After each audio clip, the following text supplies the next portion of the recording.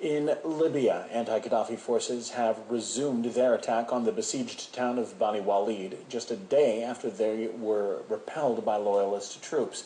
Fighting has also flared in the ousted leader's home city of Sirte. Meanwhile, a Gaddafi spokesman accused NATO of backing the rebels and providing them with ammunition. Musa Ibrahim said at least 350 civilians have been killed and 700 injured in overnight shelling of Sirte, with the alliance denying the accusations. This comes amid the recent visits of EU leaders to the war-stricken country, vowing assistance in protecting the population. But as Laura Emmett reports, Europe's top brass have a different agenda on their minds. David Cameron and Nicolas Sarkozy survey their handiwork. The most senior leaders to visit Tripoli since their countries began the NATO intervention in Libya. They say their work is not yet done. We must keep on with the NATO mission until civilians are all protected and until this work is finished. He's right. Civilians are still being killed.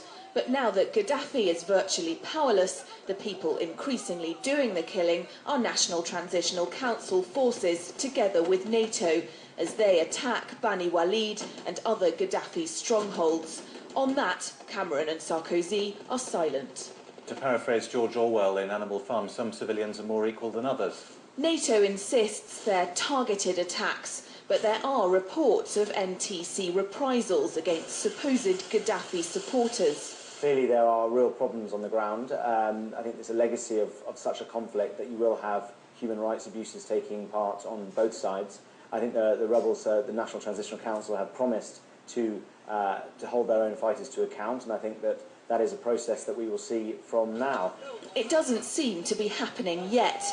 The African Union alleges that transitional forces are hunting down and killing black Africans on the assumption that Gaddafi recruited them as mercenaries.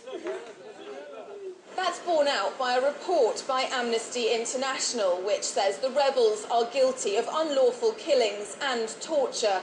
It takes pains to point out that Gaddafi forces committed some terrible atrocities, but also documents a brutal settling of scores by rebel forces, including the lynchings of Gaddafi soldiers. Meanwhile, Gaddafi's hometown is one of the last holdouts. A letter, purportedly from the colonel himself, begs the UN Security Council to protect Sirte from being pounded by NATO and to tackle what it describes as crimes by the forces of the new government. Civilian deaths are seemingly assured. Cameron and Sarkozy were quick to condemn Gaddafi for killing innocent Libyans in the lead-up to NATO's no-fly zone being imposed, but no such rhetoric's being aimed at the NTC. In fact, it's quite the opposite. Britain sponsored UN resolution to ease sanctions against Libya and against the National Oil Corporation in particular, getting the oil flowing again. Laura Emmett, RT, London. With Libya's National Transitional Council now granted a seat at the United Nations, RT's Gayna Chichikan reports now on the first steps to rebuilding the country. One of the things that the new resolution envisions is a special UN support mission in Libya that will be set up for an initial 3 months to help in what diplomats insist is essentially a political operation. It would give advice on restoring security, but would concentrate on efforts to undertake inclusive political dialogue, promote national reconciliation, and generally help the government in Libya organize elections and write a new constitution. And that kind of UN participation is welcomed by all members. This is something that Russia's envoy to the United Nations was talking about, saying it's a UN responsibility to help create some kind of a law and order system that would put an end to the chaos there. As a result of the failure to properly implement the previous UN resolution aiming at protecting civilians, the country found itself in a full-scale civil war with civilians suffering most. Also, the resolution expresses the Security Council's determination to lift the no-fly zone over the Libyan airspace in the very near future. Well, that's a provision put forward by Russia and a provision that received the support of all members. Take a listen. In Libya, by channeling the situation into political diplomatic plane, it's important the Council considers lifting the no-fly zone over Libya, particularly as this no-fly zone is being violated arbitrarily. Now, In view of the new reality on the ground, maintaining the no-fly zone no longer makes sense. Its lifting must be part of the international community's efforts to address the aftermath of the Libyan crisis.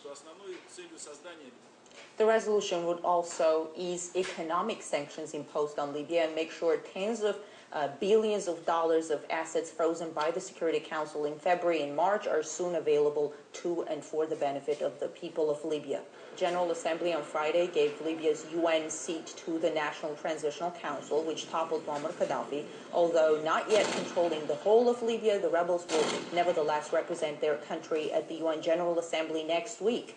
As for the arms embargo imposed on Libya, there are uncertainties whether everyone at the UN Security Council is on the same page here. Russia called for removing a ban on small arms supplies to Libya to protect UN personnel, diplomats and humanitarian staff, but the essence of the French-British proposal with regards to lifting the arms embargo is yet quite vague, so there might be some tension over the issue there.